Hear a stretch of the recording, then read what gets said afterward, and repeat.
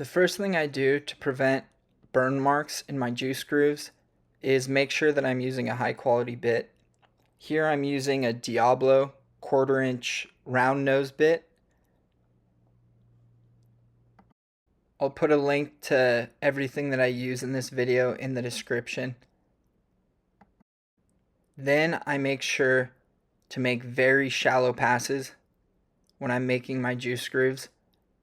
I take about 4 to 5 passes to get to my final depth. Then the very last thing that I do is soak the grooves in water and then make one final pass.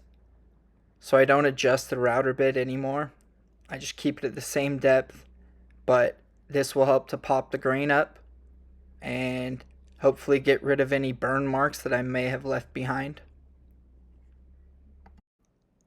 This is my final pass after water popping the grain, and you can see there's quite a bit of sawdust coming up.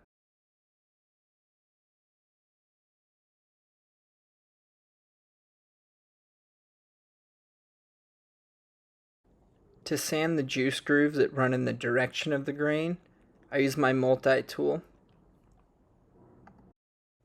I use a scraper blade in my multi-tool because you don't want something that'll cut through.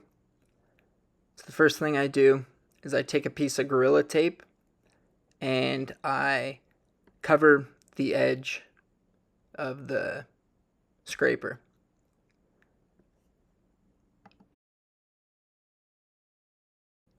Then I cut off about 1.5 inches from this Scotch-Brite pad.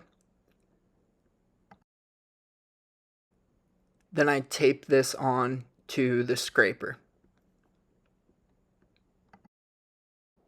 Links to everything that I'm using are in the description. Then I cut a piece of sandpaper to fit, and I tape it on to the scraper again. And I can progress through the grits, sandpaper, starting at 120, 180, 220, and so on. I have tried something similar with hook and loop, and I just had no luck with it. I ran into problems with the Velcro backing starting to burn. And I know this isn't pretty, but it does work. And I mark all the grooves with pencil and then sand until all the pencil marks are gone.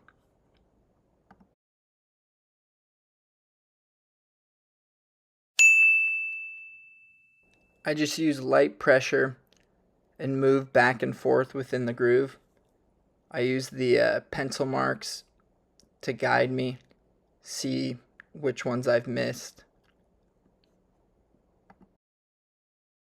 For the juice grooves that are on the end of the board, I use my rotary tool and a small grindstone bit. And I use the end of a sanding disc. I like to use the curved part because that kind of helps create like a cone shape.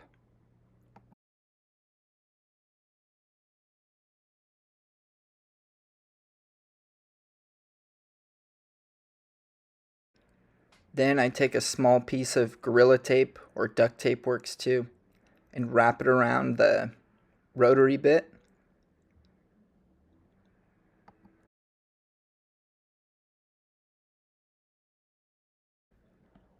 I start the tool off on a low speed, but what I do is I place the sandpaper in the groove, then I turn the tool on, and I do the same thing when I turn it off. So I turn it off while it's still resting in the groove.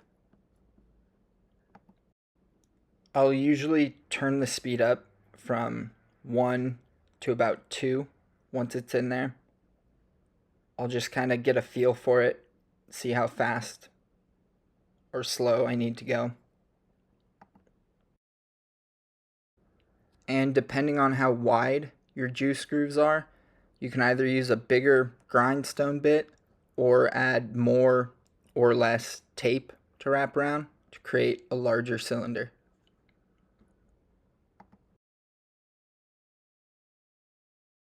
Thank you for watching.